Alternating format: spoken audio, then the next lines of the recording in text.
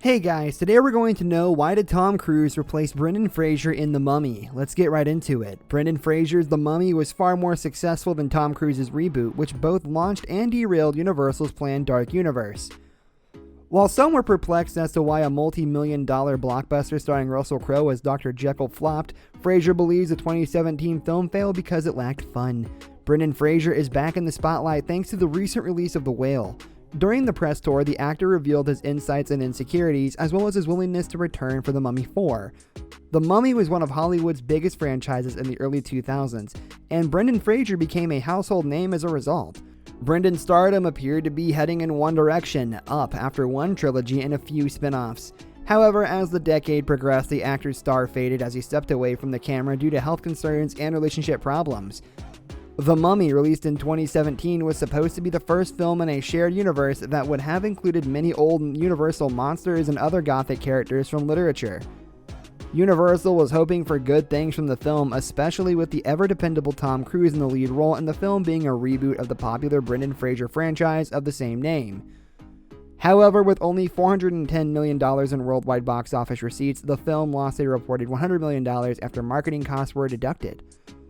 While the reviews of the movie were pretty scathing, Fraser says that as far as he is concerned, the biggest reason that movie failed is that it abandoned its sense of fun. He told Variety, "It is hard to make that movie. The ingredient that we had going for our Mummy, which I didn't see in that film, was fun. That was what was lacking in that incarnation. It was too much of a straight-ahead horror movie. The Mummy should be a thrill ride, not terrifying and scary. I know how difficult it is to pull off. I tried to do it 3 times. According to Brendan Fraser, his version of The Mummy was both exciting, scary, and a whole lot of thrilling fun. And while Universal was attempting to create something akin to the Marvel Cinematic Universe, they forgot the simple principle that audiences like to have fun, even if they are scared at the same time. Although many people criticize the Marvel approach to filmmaking, there is no denying that any release that is part of Marvel Studios' magnum opus is virtually guaranteed to be a box office success. Tom Cruise may have gained a lot of love at the box office this year by starring in Top Gun: Maverick, which has become the year's biggest movie and is among the highest grossing films of all time, and his upcoming duo of Mission Impossible movies are also expected to give the star some healthy returns. But The Mummy proved that sometimes even the pull of an icon like Cruise can't guarantee success if the audiences aren't on board. Director Steven Sommers' interpretation of The Mummy made more sense by casting its hero Rick O'Connell as an Indiana Jones type. The film takes place in 1926, roughly a decade before the first 3 Indiana Jones films.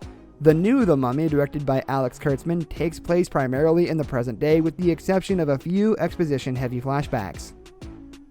However, the spirit evinced by the Indiana Jones films is difficult to replicate in the present, so another full Indiana Jones-style version of The Mummy might have been impossible. However, the new film attempts to emulate Steven Spielberg's films in fits and starts. Cruise plays Nick Morton, a military man turned treasure hunter who is the polar opposite of Harrison Ford's hero. He has a push-pull relationship with archaeologist Jenny Halsey that is reminiscent of Indiana Jones and the Last Crusade's failed romance. As in the 1989 film, Nick and Jenny end up in an overturned tomb with only a few inches of breathable air beneath a vast ocean of the water at this point. Nick's friendship with his fellow soldier of fortune Chris is reminiscent not only of Indy and his trusty sidekick Sala, but also the 99 Mummy with Rick O'Connell's tumultuous relationship with the shady Benny. As a result, there are elements of the Indiana Jones films in this new Mummy, which means there are also elements of the 1999 Mummy. One image that's hard to forget and is repeated here, the Mummy's roaring face appeared at the front of a massive sandstorm. This new Mummy exists primarily to weave a thrilling adventure yarn rather than to embrace the old-school horror of the 1932 original. No, this Mummy is all about expanding the Dark Universe, a shared universe of characters. The Dark Universe logo appears on the big screen for the first time after the Universal Pictures logo, leading into a narration from Russell Crowe as Dr. Henry Jekyll. This serves as a statement of purpose much more than any of Cruise's daring do could. There's nothing wrong with remaking The Mummy. The 1999 film is a lot of dumb fun, but that's all it is. There's nothing wrong with the studio wanting to create a franchise for itself in order to make money, a la Marvel. But Tom Cruise as The Mummy falls into every trap imaginable by focusing too much on the long con of convincing audiences to buy into a decade of films rather than the story it's supposed to be telling, even if that story is mildly derivative as the 1999 film was of the Indiana Jones films.